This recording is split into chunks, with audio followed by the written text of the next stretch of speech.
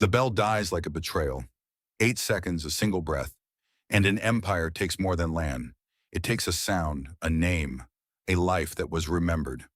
Imagine a stone chapel on a hill, herbs hanging from the rafters, clay chalices still warm from the breath of prayer. Women who measure time by prayer and not by war. The air tastes of iron and distant smoke. The horizon that promised seasons now promises banners. They do not arrive like a slaughtering mob, but like a machine of order. They catalog the living as assets, reassign souls with ink and seal. The first 8 seconds are a contract written in fear. You hear the bell break and immediately the turning of pages in a ledger. That turning of pages is the most subtle violence. I do not speak to you as a storyteller, but as an instructor. This is not entertainment. It is reconnaissance, a descent into the way power systems perfect the efficiency of forgetting. The women you are about to hear are not faceless victims. They are the front line of cultural memory, guardians of the chant, archivists of vows. Tear them out and you empty a people from within. The empire learned this. You do not always have to kill to conquer. Procedures are designed. On the surface, terms and promises. Underground, the re-education of memory. Sanctuary in exchange for names. Protection in exchange for forgetting. To convert is to survive. To refuse is to be reoriented, reappropriated, repurposed. The bureaucratic word to name the stripping of the interior. Imagine being stripped of the right to insist on the inside while your body executes rituals the state demands. Imagine your voice used as proof that resistance can be domesticated, that faith can learn obedience. That is the point. To produce living portraits of submission so clean they seem like doctrine. To display bodies like showcases, not to recount a victory, but to teach that disobedience is sanitized, that memory is quarantined. If you understand this, you will understand why the story that follows is not a sequence of blows, but of signatures. Not of bonfires, but of forms. Not of screams, but of administered silences. The architecture of forgetting is built with 3 materials: time, procedure, and translation. Time to wear down the will, procedure to regulate the breathing of daily life, translation to rename that which should have remained sacred. The bell is silenced, not forever, but long enough for the ear to forget its tone. Words are changed, not convent, but domestic unit, not vow, but social function, not contemplative silence, but performance. And when words change, things change with them.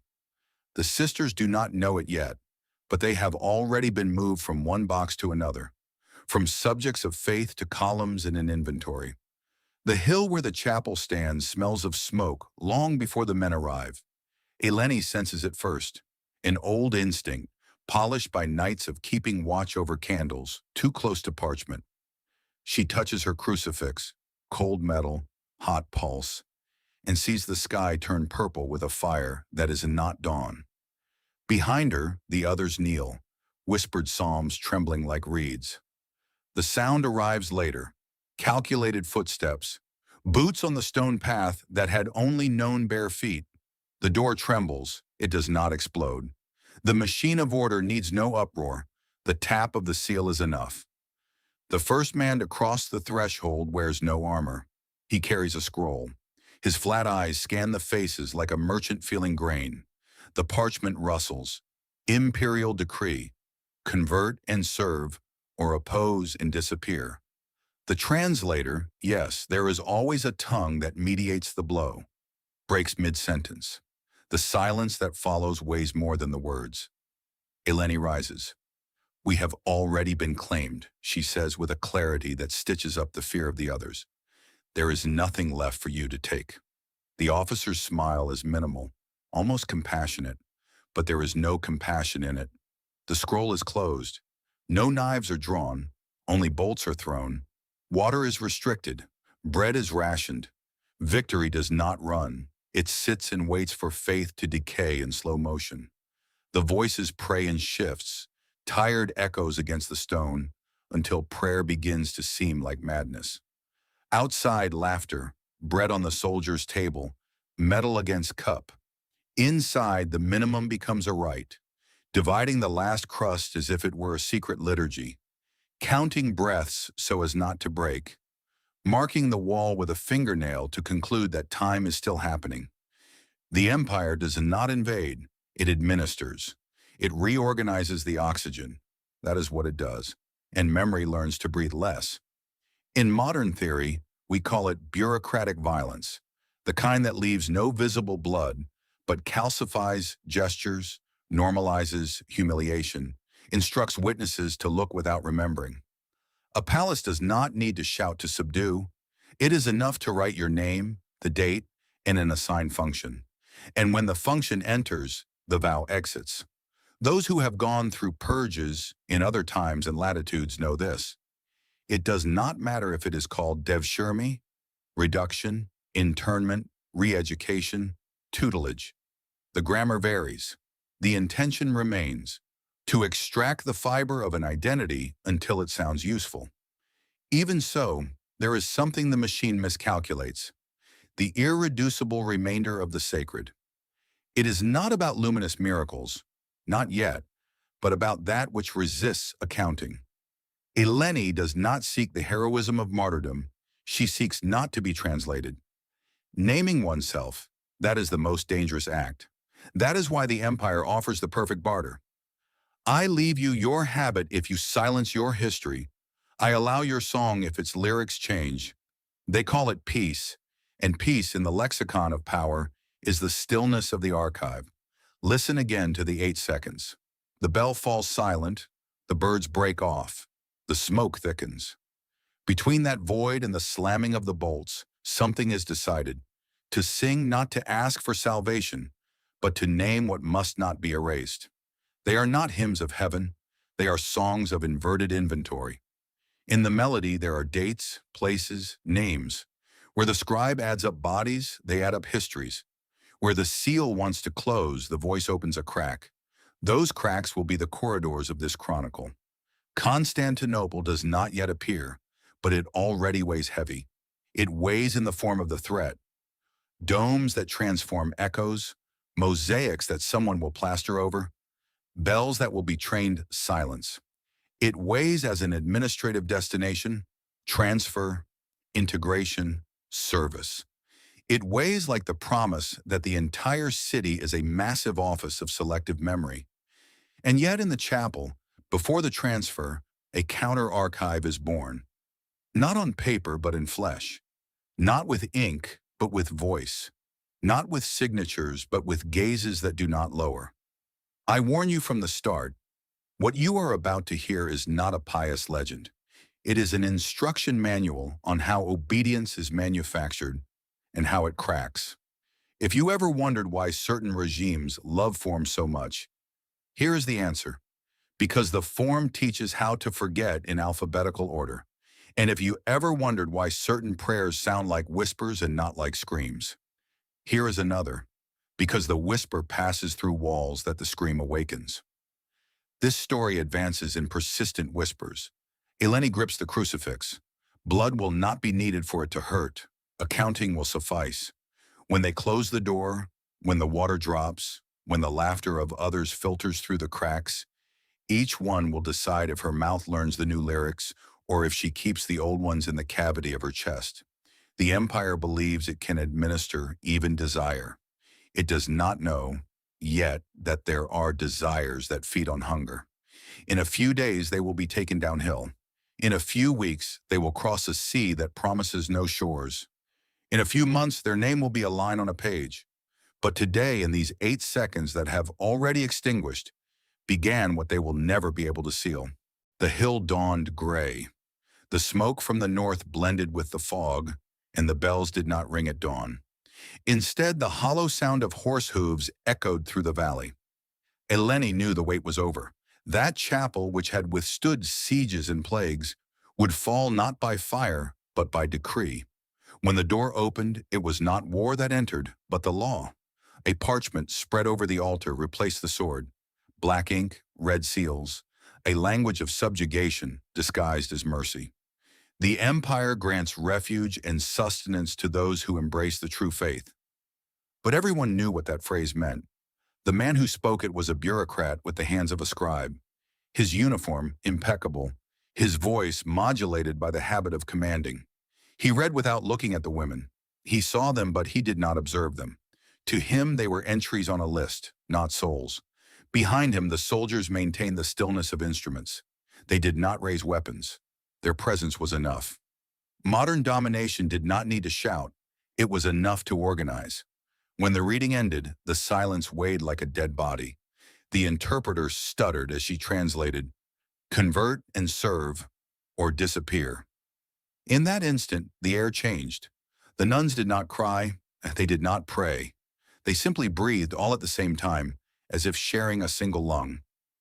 Then Eleni stood up. The dawn light drew a line across her face. "We have already been taken," she said. "There is nothing else you can possess." The officer did not reply. He smiled, the smile of someone who believes he has heard useless poetry. He gave an order. The doors were closed from the outside. No one screamed. There was no need. The most effective violence is the one that teaches the other to obey without understanding why.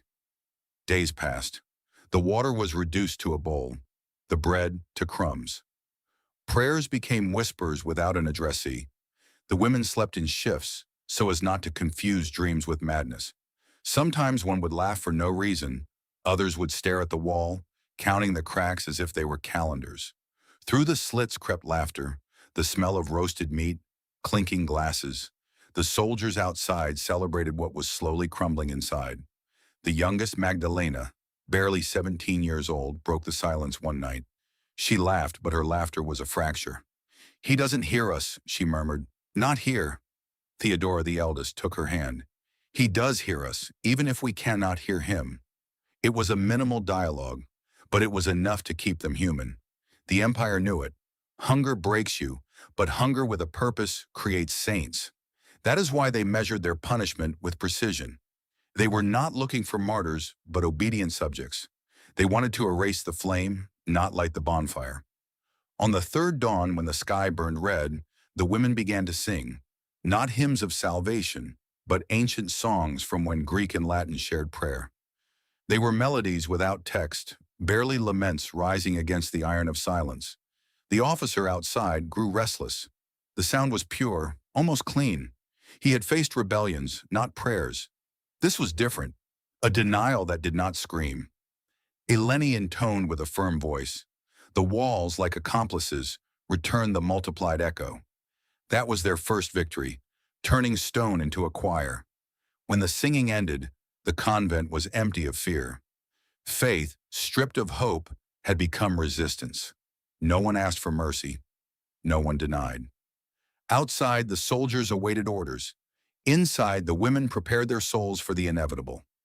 What the empire did not understand was that you cannot administer memory without paying a price. That night, the door opened again. A different emissary entered, Hassan Pasha. His gait was calculated, almost ritualistic. He looked around, not with desire but with study. "You will march with me toward the sea," he said. "Your voices will now serve the empire." The phrase, spoken with serenity, hurt more than any whip. It was not a threat, it was destiny. They tied them 2 by 2, ropes damp from the morning dew. Eleni raised her head. Through the window, the dawn dyed the clouds purple. She knew she would never see it the same way again. Magdalena, passing by the altar, saw the twisted crucifix, one of its arms broken, the melted wax sliding down like a tear. She looked at it and whispered something no one heard. Perhaps a farewell, perhaps an oath. They left in silence. The wind carried the smell of scorched earth and metal. The villages in the distance were lifeless shadows, wells filled with stones, doors open to nothing. Their footsteps echoed on the dust, each one an affirmation that they still existed. When the sun went down, a soldier threw them a water skin. None of them drank.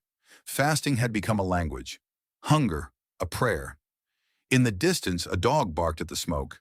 Under the first star, Theodora began to hum a melody older than any border. One by one, the others followed her. Tied ropes, exhausted bodies, raised voices. The sound rose through the valley, brushed the olive trees, and faded into the air. In the soldiers' dreams that night, the voices returned, as if the earth itself remembered. Domination had been set in motion, but something in the invisible was beginning to resist, and no one, not even Hassan Pasha, could stop a song that had learned to survive the silence. The second day of the march began with a merciless sun. Shadows stretched across the road like omens.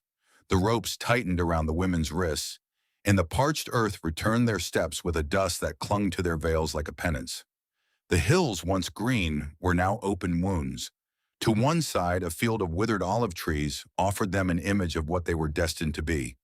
Roots without water, leaves without a voice.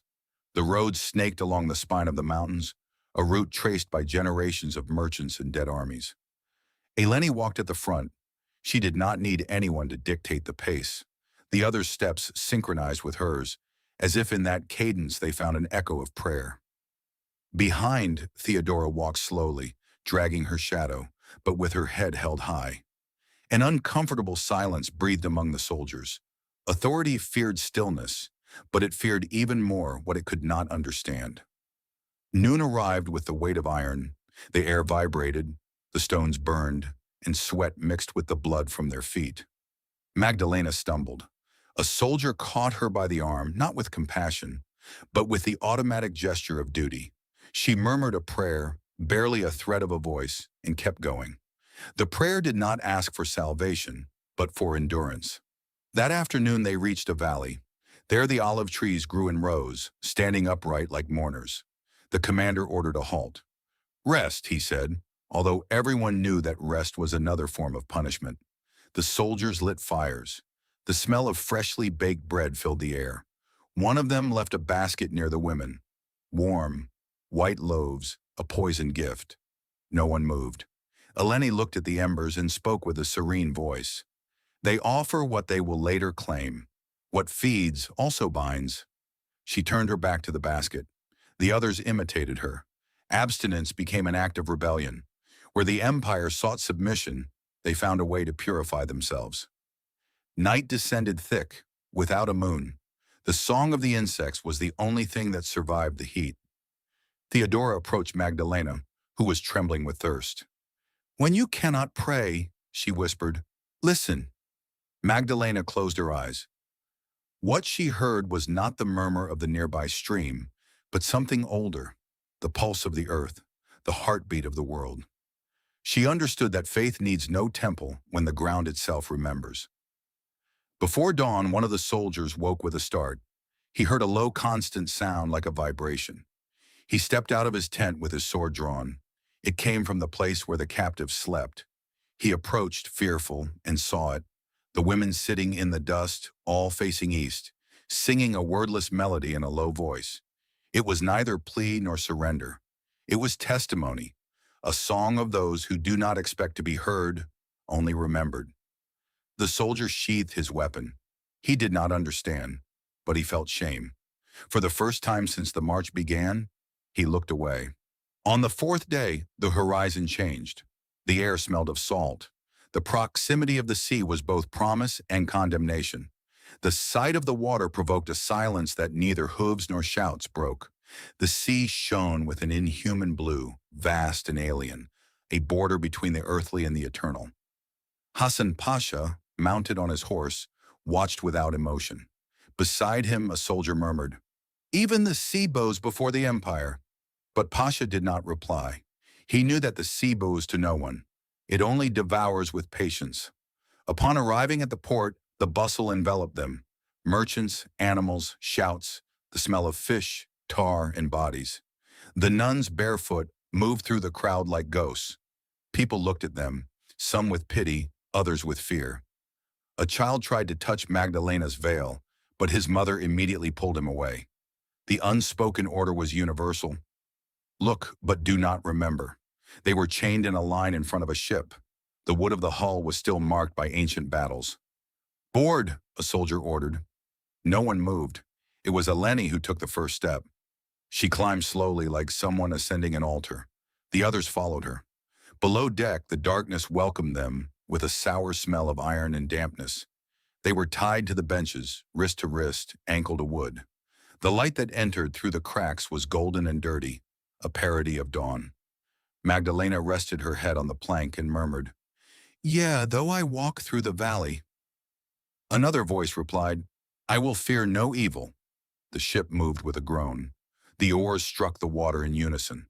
Every stroke was a heartbeat, human, mechanical, eternal. In the darkness, Theodora traced a cross on the wood with her fingernail. It was not a prayer, it was a record. Every mark, proof that they still existed. Outside, the waves sang with them, and for a moment, even the sea seemed to keep silent to listen. The storm arrived without warning. The sky, which had dawned burnished with mist, turned to lead. Thunder cracked over the galley as if the sky itself were reclaiming the echo of the chained voices. The sea roared. The ship creaked like a wounded animal. The sisters did not scream. They prayed louder. Drops seeped through the cracks, and the salt water mixed with their tears. With every battering of the waves, the hull seemed to bend without breaking, held together by something more than wooden nails, the stubbornness of their faith. The commanding officer tried to maintain order. He shouted instructions that the wind devoured. The oarsmen, exhausted, moved their arms like shadows. In the midst of the confusion, Eleni looked up toward the upper opening and saw lightning split the sky. In that flash, she thought she saw a face, not of a saint, but of a witness. "He remembers," she murmured, and the phrase, repeated by other mouths, became a prayer. When dawn returned, the sea was a mirror of iron. The waters calmed, but the ship smelled of fear and wet wood. A young nun, soaked and trembling, asked Eleni, "Is this hell?" She looked toward the horizon line, where a city was emerging from the fog. Domes, minarets, golden towers. "No," she replied. "Hell remembers you. This place will not." The galley advanced toward Constantinople, the jewel and the executioner of the ancient world. As they drew closer, the absent bells transformed into calls to prayer. The sound of the muezzin slithered through the air like a tame snake, filling the space where hymns once reigned. The sun beat down on the domes, turning them into mirrors of power. When the ship stopped at the port, the chains were removed with a screech that seemed to tear through centuries. The women went up on deck, blinded by the light. The port was seething with activity, merchants shouting, soldiers lined up, slaves unloading crates marked with the imperial seal. The mix of smells, sweat, incense, fish, and tar, was unbearable. Hassan Pasha waited on the dock, with his immaculate tunic and his weightless gaze. "Welcome to the heart of the world," he said. "The city of peace." His tone was a mockery without the need for sarcasm. The words slid over the women like a curse. Peace, thought Eleni, the emptiest word in the dictionary of empires. They were led through the market. People stepped aside, curious and fearful. A child crossed himself in secret. A woman, hidden behind her veil, murmured an ancient prayer, but no one dared to look twice. In the empire, compassion was a crime of memory. The group advanced until the shadows of the temple fell upon them. Hagia Sophia rose before their eyes, a mountain of gold and silence. It was once the house of their god. Now crowned by the crescent moon, it was the sanctuary of another. The mosaics of the angels were still there, but under layers of plaster and lime. The eyes of those figures, invisible, kept watching from behind the wall. Eleni looked up. She did not utter a word. She knew God would hear her all the same. The bell that once called to prayer was now dust, but its sound persisted in the memory of the air. Sometimes silence is a sustained note.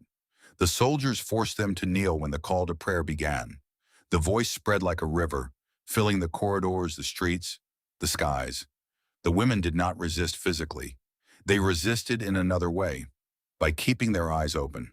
Hassan Pasha watched them from an angle, intrigued. He did not see rebellion, but something worse, presence. Power fears the enemy less than the one who does not disappear. When the prayer ended, he ordered them to rise and follow him. They crossed a courtyard where the marble reflected the sun like a cruel mirror. They went down a damp staircase, each step descending further into the earth and oblivion. The air grew thick. The smell of old stone mixed with salt and rust. They reached a blackened oak door, sealed with a chain. Hassan Pasha made a gesture, and one of the guards opened the padlock. The sound of the metal echoed like a small thunderclap. On the other side, the darkness breathed. "Here you will serve," Pasha said, his voice soft, almost paternal. "Here you will learn peace." No one answered. When the door closed, the noise of the bolt was a final heartbeat. The silence that followed was louder than any plea. The women looked at each other without words. Eleni ran her fingers over the rough wall and felt a mark. It was not natural. It was an ancient engraving. A cross. Then another. And another. Hundreds. Someone had been there before. Perhaps centuries ago. Perhaps yesterday. In the gloom, Theodora whispered, "We are not the first, but we will not be the last." The phrase floated in the air like a promise. High above, the domes of the empire reflected the midday light. Below, in the bowels of the marble, a new chapter of oblivion was beginning to be written. But on the walls, beneath the layer of dust, there was already a gospel engraved with fingernails and hope. The history of those who resisted while being forgotten. For weeks, no one spoke their names.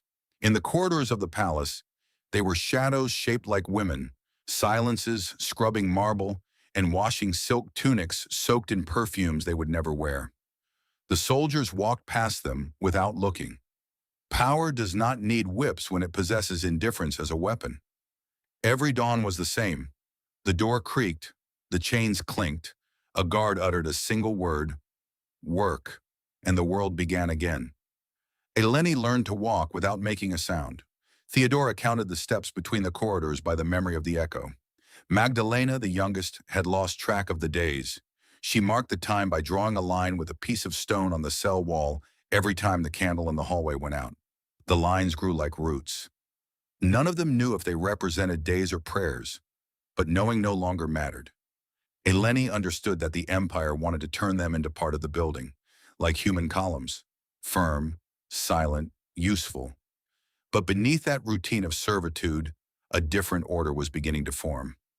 Obedience, when performed without faith, transforms into a rite, and a rite can contain memory. At night, upon returning to the cell, the women gathered around the darkness. There was no fire, no lamp, no singing, only breaths. Then someone, perhaps Magdalena, began to hum. It was a low, almost imperceptible sound, a note that crawled along the stone. The others followed her. Every night the murmur grew. They did not need words. Every tone was a memory, a coded prayer. One early morning, the bolt on the door moved. They all froze. A piece of bread rolled from the threshold and stopped in front of them. Eleni picked it up carefully, broke it into pieces, and distributed it among them all. "We share what was not given to us," she said. That phrase became their new creed. Days later, a young guard left an extra jug of water. He did not do it out of pity, but out of fear. He had heard the singing in the tunnels. They said that at night the air moved on its own, that the walls murmured words that no language of the empire could translate. With winter, the cold seeped through the stones. The women's breath turned to smoke. The water froze in the pitchers before touching their lips. On the walls, the frost traced small crosses, reflecting the dim light of the torches. The nuns looked at them as if they were miracles drawn by the frost. One night, Theodora did not wake up. She died with her hands clasped, her face turned toward the wall she had covered with prayers. They buried her beneath the floor of the cell, with a spoon and their own fingernails. Eleni engraved a phrase in Latin on the slab. "Lux in tenebris lucet." The light shines in the darkness. From then on, something changed. The songs grew louder. The notes did not ask for liberation. They were hymns of permanence. The air somehow grew warmer. Even the guards began to notice it. One, upon opening the door, stepped back in fright. He swore that the air inside the cell was burning, as if an invisible fire had ignited the walls. That same night, a bowl of oil appeared, along with a fragment of parchment. It had a symbol engraved on it, a cross inside a crescent moon, and a phrase in Greek, "The world remembers those who refuse to disappear." Eleni read it aloud. The women lit a flame with that oil, the first light they had seen in months. The flame was weak, but its reflection made the engravings on the walls gleam like stars. Every line, every word shone as if it were new. Hassan Pasha dreamed of bells that night, not of the bronze of the churches he had silenced, but of an older sound, the echo of the soul remembering. He woke with a start. He thought he heard footsteps beneath the floor, the murmur of a prayer. He ordered security reinforced, but at dawn no guard wanted to go near the subterranean corridor. The rumors grew. There was talk of candles lighting themselves, of songs rising through the palace vents, of female shadows crossing the rooms.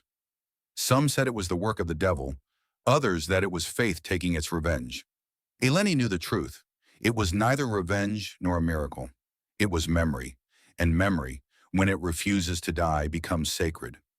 One afternoon, as the sun sank over the Bosphorus, Hassan descended to the basement. He entered the cell with a torch. The women looked at him without fear. In the center of the floor, the flame in the bowl still burned, although no one had fed it. The air smelled of myrrh and something else, of purity, of defiance. "What have you done?" he asked. Eleni looked up. In her eyes there was no resentment, only certainty. "Nothing that your empire can record." Hassan stepped back. The torch trembled. On the walls, the light revealed hundreds of golden crosses, freshly engraved, still shining. The stone itself seemed to breathe. That night, the entire palace shuddered with a slight tremor. It was not an earthquake or the wind. It was the earth remembering. From then on, the soldiers refused to guard that corridor. They said that when night fell, the air sang. The flame never went out again. Winter crept through the palace foundations like a blind beast. The cold seeped through the cracks in the stone, turning every breath into a little ghost. The women huddled together, covering themselves with what they had once used to clean the sultan's floors. Their cracked fingers bled, but they no longer felt pain. They had transformed it into rhythm, into habit, into prayer. The routine continued mercilessly. Every dawn, the deadbolt. The guard, a different one each week, because no one could endure that shift for too long, would open the door without looking inside. Eleni led the group. They went down to the corridor, gathered the buckets, the cloths, the pitchers. The entire palace rested upon their silence. No one was supposed to hear them, not even living. "If they make no noise, they do not exist," the scribes used to say, and yet their non-existence became their way of enduring. They washed the floors of the halls where the sultan ate, where the concubines laughed, where the ministers plotted new orders. Sometimes, while scrubbing the marble, they heard the strumming of a lute or the laughter of the powerful. But the music, instead of humiliating them, reminded them that even beauty could be profaned. At night, they returned to the cell. The door closed, and the darkness welcomed them like a mother. The walls were no longer enemies. They breathed with them. Every crack had a name. Every carved line was a passage from a gospel that only they could read. Magdalena, the youngest, began to write with a shard of pottery. Not full words, but strokes, symbols, broken prayers. "In case someone comes," she said once, "so they know we were here." Eleni smiled. "No one will find these stones," she replied. "Then they will know that oblivion is not absolute." In the gloom, their faith became a science. They learned to measure time by the cadence of the guard's footsteps, by the dripping of water from the beams, by the trembling of mice moving through the straw.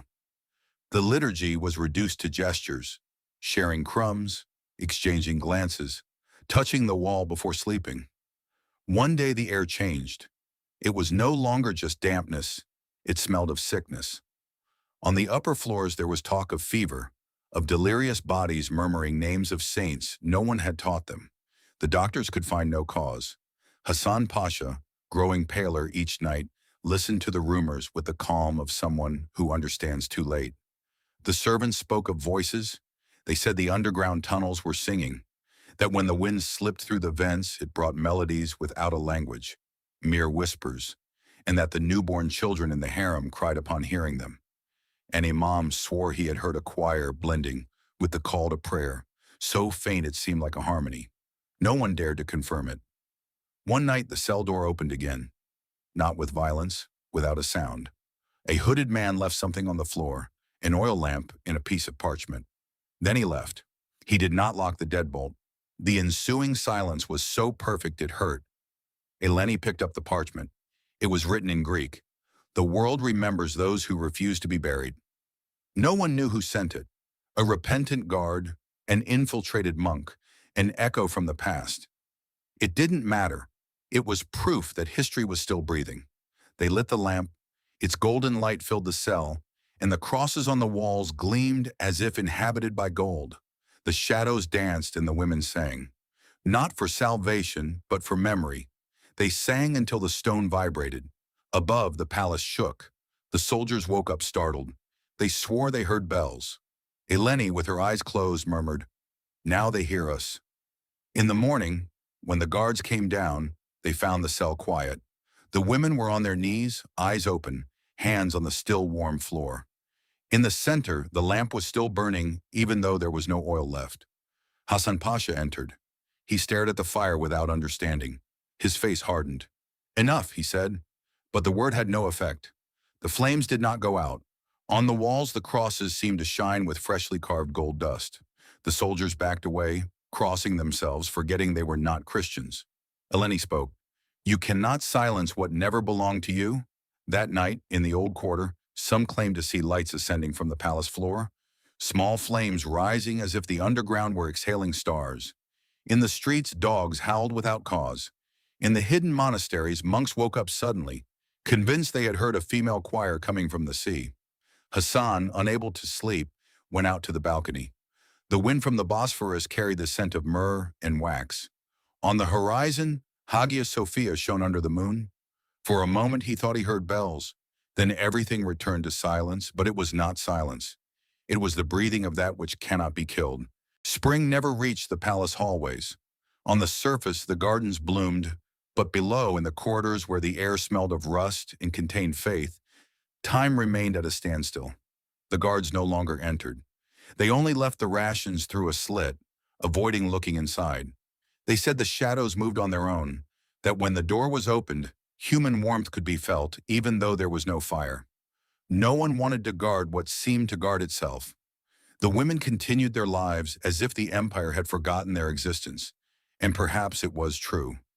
They worked by night, slept by day, or at least pretended to. They had learned to read the silence of the place, the footsteps on the marble, the creaking of the beams, the murmur of water traveling beneath the floor. In those signs they found messages, as if the building itself were speaking to them. "The stone remembers," Eleni would say, and the others nodded. One afternoon, the sky changed color. A dry clap of thunder was heard from the upper courtyard, but it did not rain. It was as if the city had held its breath. That night, when darkness covered Constantinople, the women gathered around the lamp that was never consumed. Eleni, with a serene voice, spoke words that were neither prayer nor sermon. "If they cannot kill us, they will try to forget us, so we will sing to prevent it." And they began to sing. Not in Greek or Latin, but in a language without grammar, made of notes, of breaths, of memory. The walls trembled, and the air, for the first time, seemed to expand. The guards on the upper levels woke up startled. Some claimed to have felt the earth move, others that the invisible bells of a buried church were ringing beneath their feet. Hassan Pasha emerged from his room, his face pale and distraught. He went down to the tunnels with a torch. The flame trembled violently, though there was no wind. When he reached the final corridor, he stopped in his tracks. In front of the cell, the door was ajar. Inside, the women stood, surrounded by a golden glow. In the center, the lamp burned calmly. There was no smoke, no smell of oil, only light. "What is this?" he murmured. No one answered. He took a step closer. Eleni raised her head. Her eyes looked like molten glass. "This is no miracle," she said. "It is memory ignited." Hassan stepped back. For a moment he thought the light was passing through him, that his shadow was being imprinted on the walls. "Put that out," he ordered. But his voice sounded hollow, devoid of authority. The women kept singing, and the air vibrated. The stone seemed to absorb the sound, to store it, as if the entire building were turning into an instrument. That night, the servants spoke of a tremor. Some said the lamp in the main hall swayed without cause. Others that the water of the Bosphorus receded a few meters before advancing again, as if the city had exhaled. At dawn, Hassan returned. He expected to find bodies, but he found them calm, sitting in a circle, the lamp's light reduced to a thread. The air was warm. The crosses carved into the walls shone with golden reflections. Upon touching them, he discovered they were neither paint nor metal, but stone that seemed to have mutated. "What have you done?" he repeated. Eleni barely smiled. "We have prayed with time." The soldiers entered in fear. One of them, brushing against one of the crosses, was burned. He swore the wall was breathing. Hassan said not a word. He left without looking back. That very afternoon, he ordered the corridor sealed. No one enters. No one goes down. Let silence be the law once again. But the order came too late. That night, the entire city felt a vibration. It was not an earthquake, nor wind, nor war. Clocks stopped. Birds fell silent. From the palace floor rose a faint music, barely perceptible, as if an invisible church were ringing its bells again after centuries. Muslim clerics in the mosques looked at each other, unable to continue their prayers. In the Christian quarters, monks woke up weeping. No one understood anything, but everyone felt the same thing, a presence not of ghosts, but of something that refused to disappear. In the cell, the women were at peace. Eleni had left the lamp in the center. The fire no longer belongs to us, she said. It belongs to whoever remembers. In the morning, when the guards came down with pickaxes and cement to seal the entrance, the cell was empty. There were no bodies, no clothes, no chains, only the hot air and, on the back wall, a newly carved phrase in Latin, Memorialia Manent. Memory remains. One of the men fell to his knees. Another fled screaming. Hassan watched in silence. He understood that there was no possible victory against something that could not be recorded. He ordered the door bricked up and plastered over. The workers labored until dawn, but as they laid the last stone, they heard voices on the other side, a low, unbreakable choir, repeating the same melody that had been born that night. The master mason trembled. "They are still there." "No," Hassan replied without looking at him. "They are everywhere now." Above, the dawn bathed the dome of Hagia Sophia. In the distance, the first call to prayer of the day echoed over the city. And in the deepest echo, imperceptible to human ears, a harmony answered from underground, the song of those who could not be erased. The silence that followed the disappearance was more deafening than any scream. Days went by without orders, without reports, without explanations. Hassan Pasha stopped sleeping. His sleep was a mosaic of female shadows walking in circles beneath the stone. In the upper hallways, the servants spoke in whispers. They said that at nightfall, footsteps could be heard, the rustle of veils, a murmur that came from nowhere and yet echoed everywhere. The corridor where the cell had been sealed became a taboo. No one named it. No one crossed it. However, the air in that area was always warmer, and sometimes it smelled of wax and myrrh.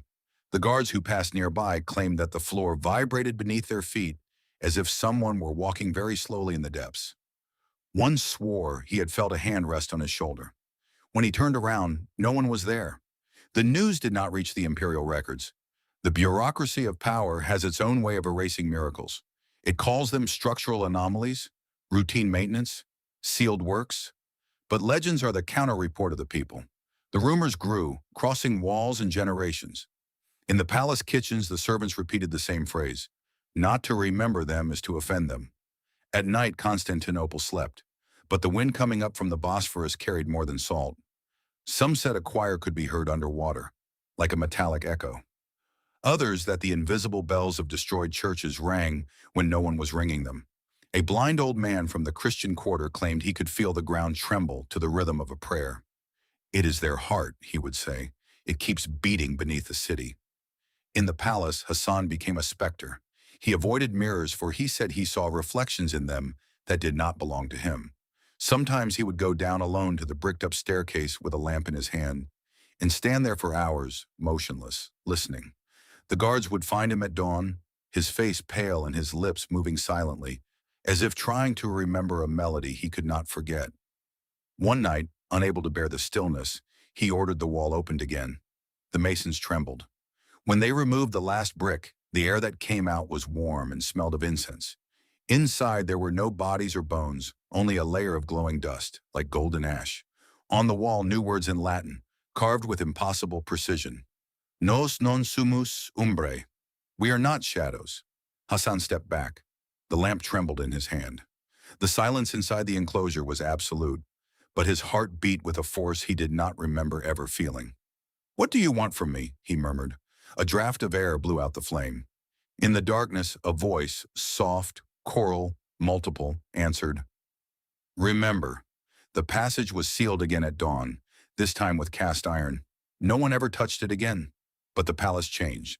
The water clocks broke down. The scribes began to find strange phrases written on their parchments, in dead languages. Sometimes on new moon nights, the windows of the east wing would fog up with the shapes of hands, as if someone from the inside were trying to get out. Years passed. Sultans grew old. Titles changed.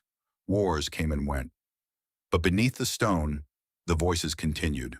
The sailors who docked at the port said the city's ground vibrated with a constant rhythm, like a pulse. "It is the empire breathing," the soldiers would reply. But the old men in the market knew the truth. It was not the empire, it was memory refusing to die. A century later, when British restorers explored the foundations of the old Topkapi, they found a petrified, intact lamp beneath a slab. On the rim, almost erased by time, 3 words in Latin could still be read: Memorialia Custodis Anima. Memory guards the soul. The official report classified it as a devotional object of no historical value. But one of the archaeologists, a young man with an uncertain gaze, wrote a note in the margin. "When lighting a candle nearby, the air grows warm. I feel something awakening." That note was never published. Since then, every so often, when the city trembles slightly or the wind blows from the south, some swear they hear a song rising from the bowels of the earth. It has no words, only a melody that seems to come from the very heart of Constantinople. And those who hear it for an instant understand what Hassan could never accept: that faith, when turned into memory, no longer belongs to heaven or to the empire. It belongs to time. Time, which erases everything, has chosen not to erase this. Centuries passed, and the city changed its name so many times that maps began to forget it. Constantinople became Istanbul, but the echo of the bells that no longer existed kept breathing beneath the foundations. The empire fell, flags changed, palaces were transformed into museums, but something, a faint pulsation, remained alive in the stone. In 1915, a group of European archaeologists arrived at the old Topkapi. They were excavating in search of Byzantine tunnels. Among them was a young Italian architect named Lorenzo Marini, obsessed with places where history seemed to sleep. It was he who noticed that one of the underground passageways ended abruptly in a more recent plaster wall. The wall seemed to breathe. Leaning against it, he felt a slight warmth, impossible in the middle of winter. He asked for permission to open it. The Turkish officials refused, but scientific curiosity is a form of faith. One night, without authorization, Marini and 2 workers removed the first layer of plaster. Behind it was blackened stone. On it, an almost erased inscription: Memorialia Manent. Memory remains. The air that came out was dense, aromatic, laden with glowing dust.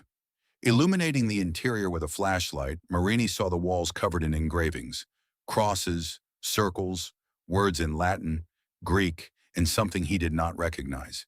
In the center, on a slab, an ancient lamp petrified in place. He touched it. It was warm. The workers fled, convinced they had disturbed a sacred tomb. Marini was left alone.